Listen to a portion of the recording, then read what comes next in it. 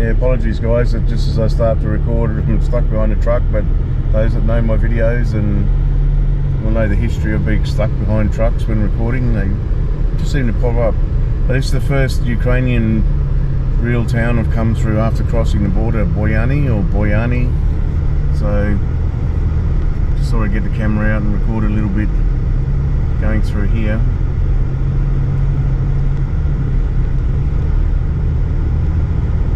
You've sort of got to be, it's a sort of period because the war's on too, you know, you've got to be a little bit careful I suppose with your camera. You know, I'm wearing a hoodie, you know, it's like a camouflage hoodie, you know, that sort of green hoodie colour. But yeah, you've got to be, and I'm driving around holding a camera, so you know, in this time with the war on, you know, people are obviously very conscious of fucking Russian spies and things. So because there are a lot around, you know, they've obviously been using them to target for artillery strikes and things. So yeah, there's a lot of not only Russian spies but Russian sympathisers that obviously believe what Russia's doing is right, and they get paid by the FSB and others to, you know, again give coordinates, give locations of certain things. So yeah, I'm conscious of that when I'm recording. And one of the big no-nos if you come here at the moment during the conflict is don't record any military checkpoints. You know, you're told not to do it, so just don't do it guys. Just don't try and sneak anything in, because if you get caught and you get in the shit, then it's on your head, you know. Just respect their rules while you're over here during the conflict. Everyone's here trying to help, you know, but you do it by their rules.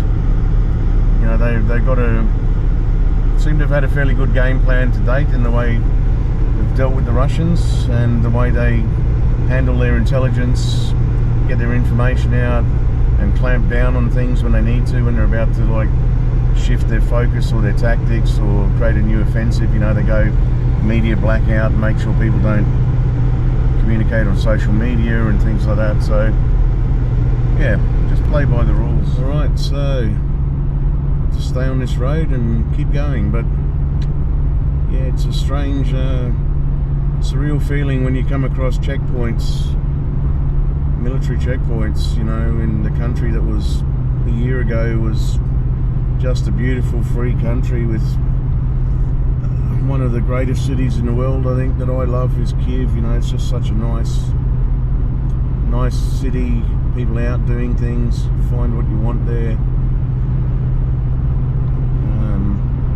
So good to get around with public transport. Alright, signing off. Oh guys, this is this Ukrainian road that I was worried about. Fucking hell. Just came off, like this is the main town, and the road is absolutely fucking atrocious, really.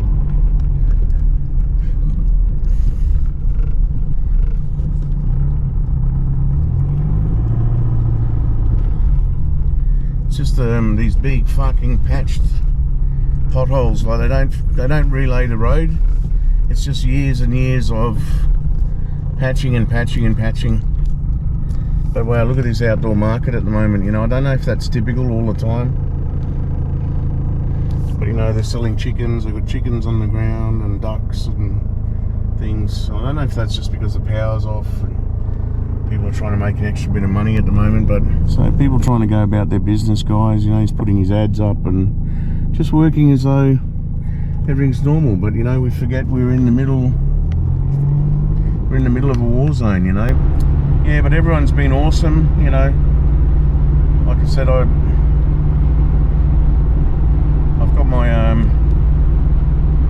my cam pattern hat on as well, my British flag on the front and my Ukrainian flag stuck on the back. So just to show that, you know, solidarity for the country and from people coming from the outside. There was one soldier about a week or so ago, I saw him do an interview with a a Ukrainian journalist, female journalist, who, to her credit, is really, really good. She gets right in the front line and does these awesome reports. But the soldier said, he pointed down to the ground, they had some sleeping bags, NATO sleeping bags that have been dropped off. Not the best sleeping bags, but you know, they're better than nothing. And he said, look, all these supplies we have, he said, they mean nothing. He said, they mean nothing compared to seeing a foreign face here, or someone from somewhere else coming to actually talk to us, to visit us. He said, that means more than anything, because we know that we're not alone then, you know, we know that we know the rest of the world is still with us and they haven't forgotten us. And that's 100% true. I absolutely respect what he said, but I decided, yeah, it's a little bit, I want to get a little bit further away. I want to get a little bit closer to Kyiv.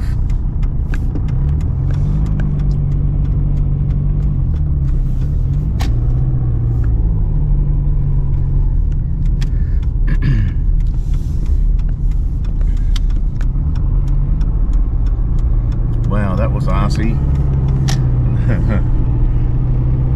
All the snow again, guys. I nearly got the wrong turn then. I was very, very lucky. I was going to go right at the first one. I thought, that's incoming traffic. That's not good.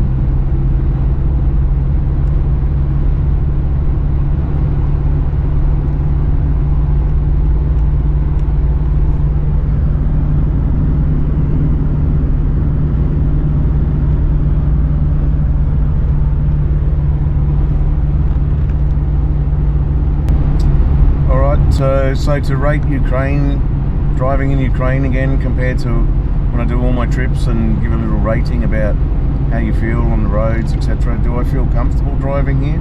100%. Don't feel any stress, feel relaxed, but then again, haven't been through too many towns or cities yet. I know Kyiv is like Bucharest, you know. You've got to know the roads, and you just got to know which lanes to hop in and not hop in, otherwise people just rush, but aside from that, out here it's just relaxed. There's not much traffic at all. A lot of trucks, like I said. Everyone's adhering to the road rules. Everyone's been courteous.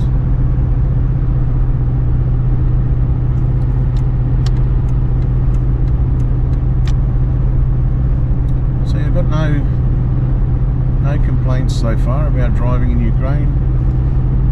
Seen a few traffic police. They are pulling people up and doing certain things, but wow, I love the winterscapes, guys, when everything's white. Really, people may say it's barren and desolate looking, but yeah, I love it.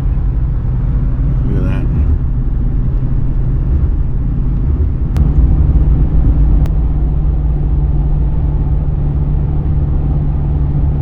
So 60 k's to go.